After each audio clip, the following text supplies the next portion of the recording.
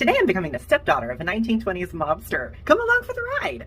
In the 20s, they used grease paint or pancake makeup, water activated. Since I need to make sure that I look flawless for, God, a good 6-7 hours today, I'm going to be using Longwear Full Coverage Foundation.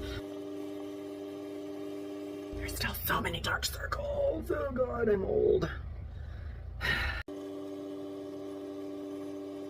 Contouring wasn't common for the everyday woman, but on screen they needed to make sure they added definition under those heavy lights, so I'll be going in with a small amount of cream contour, as I am, after all, an actor performing in a stage.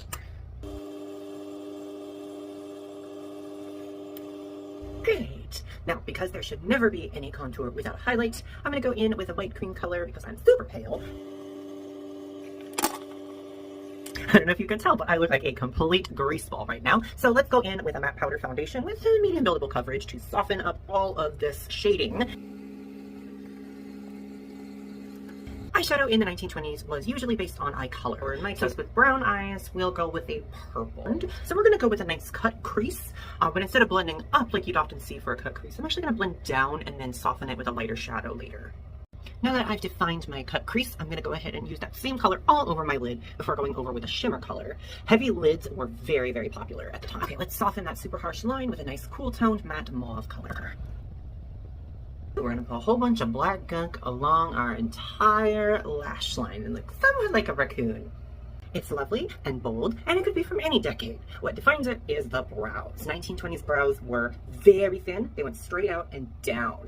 I guess it's supposed to look vulnerable or something, but I really just look sad. Now, to tame unruly brows, they would use bar soap in the 20s. I'm going to use a brow gel. The lashes, oh my God. So I just stacked a couple of pairs on the top, and then I added these individual lashes on the bottom to give us some nice old screen star realness.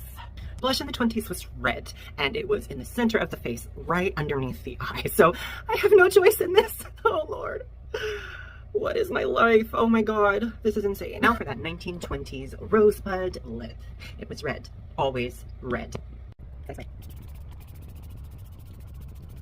I set my hair in pin curls with a finger wave pattern last night, so now I basically just need to brush it out and make sure that it looks halfway decent. I'm going to be doing a faux bob, so I'll be pinning up the back half of my hair. What do we think? Do I look like I stepped out of a silent picture? 50 years old at this point. Are we doing another one? What's happening? Just for myself, for my own edification. That's what I learned in school, edification. I just arrived at the Speakeasy, and I've been informed that I have to marry some schmo named Numbers today. I don't know, something about merging two mob families. Either way, I am not happy. I got myself all dolled up, and the first thing I hear is I'm going to be used as a prop for some stupid merger.